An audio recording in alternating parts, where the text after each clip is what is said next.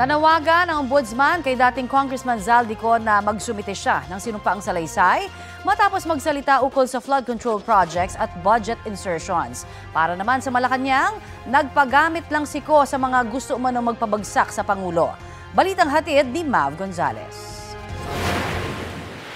Lang ng meeting nila. Kasunod ng pagdawit ni dating Congressman Zaldico kay Pangulong Bongbong Marcos sa umuning mga insertions sa 2025 budget, sa tingin daw ni Palace Press Officer Yusek Claire Castro, may gumagamit kay Ko para pabagsakin ng Pangulo.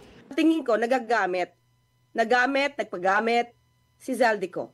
Itiniming ito kasi ang gusto ng mga gusto magpabagsak sa Pangulo, mawala ang Pangulo. Diba?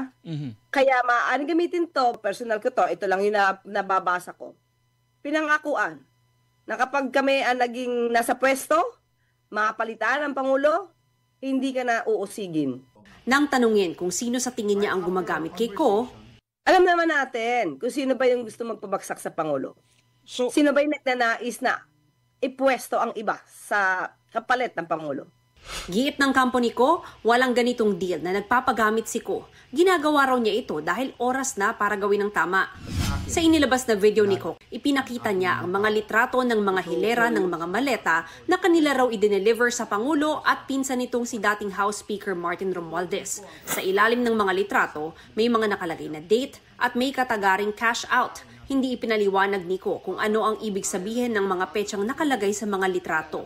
Sa maleta, wala po kayo nakitang anumang ebidensya kundi maleta. At sana masuri niyo po yung mga dates na nakalagay dyan sa kanyang video. Minilagay po siya na 2024, starting January 2024 hanggang November 2024. Nag-umpisa po yung BICAM conference noong November 2024.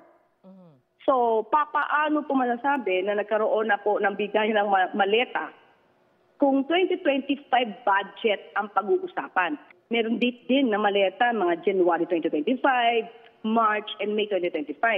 So papaano rin pong mangyayari yun kung January 13 pa lang na 2025 ay hindi na po siya head ng Appropriations Committee.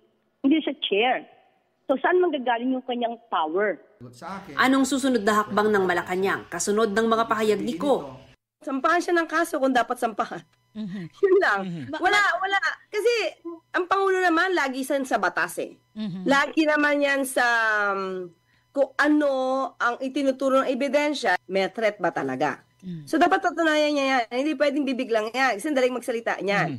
Pangalawa, kung meron talagang threat, ano bang sabi ng ombudsman? Poproteksyonan ka. Wala siya dapat ikatakot. Ang kinakatakot lang yan, talagang masakdal siya, dalang ebidensya, papunta talaga sa kanya. Kahit sabihin natin yung mag-state witness siya, dahil may mga nagsasabi gawing state witness siya, wala siyang isosolid dahil wala siyang sinabing kinuha niya. Doon pa lang, na talagang sinesafety niya na yung sarili niya. Nanawagan na rin si Ombudsman Jesus Crispin Remulla na maghain ng sworn affidavit si Ko. Pero sabi ng abogado ni Ko, walang puntong gawin ito dahil hinusgahan na aniya ng Ombudsman ang kaso ng kliyente niya.